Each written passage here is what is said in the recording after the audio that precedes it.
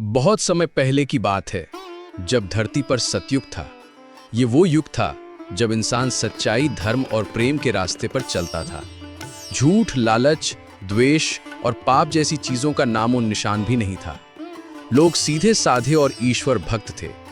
उस समय के आदमी और औरत के संबंध बहुत ही पवित्र, स्नेहपूर्ण और आदर से भरे हुए होते थे। पति पत्नी एक दूसरे को साथी नहीं, पूज्य मानते थे। पति पत्नी को देवी की तरह मानता और हर काम में उसका सम्मान करता।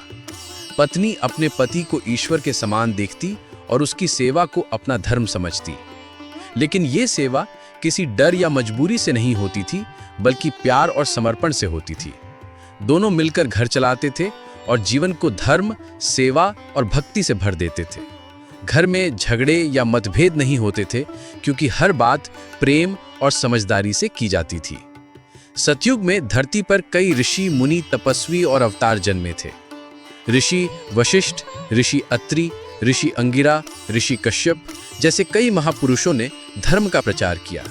वे जंगलों में तप करते, वेदों का ज्ञान फैलाते और समाज को दिशा दिखाते। उनके आश्रमों में लोग शिक्षा लेते, सत्य का मार्ग सीखते और जीवन के असली उद्देश्य को समझते। उस समय के राजा भी बहुत धार्मिक और न्यायप्रिय होते थे। एक आदर्श गांव की झलक। एक गांव में एक दंपति रहता था, धर्मदत्त और श्रद्धा।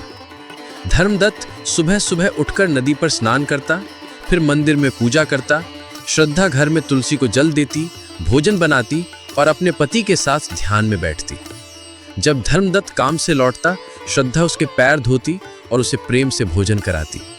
दोनों साथ बैठकर भजन गाते और गांव के जरूरतमंदों की सेवा करते। उनके घर में कभी लड़ाई या मतभेद नहीं होते थे, क्योंकि वो जानते थे जहां धर्म है वहां शांति है, जहां प्रेम है वहां ईश्वर है। सतयुग में नारी को बहुत सम्मान मिलता था। उसे गृहलक्ष्मी, शक्ति और सृष्टि की जननी माना जाता था। कोई भी बड़ा कार्य पत्नी के बिना नहीं होता था। यज्ञ, दान, तपस्या सब में स्त्री की भागीदारी जरूरी मानी जाती थी।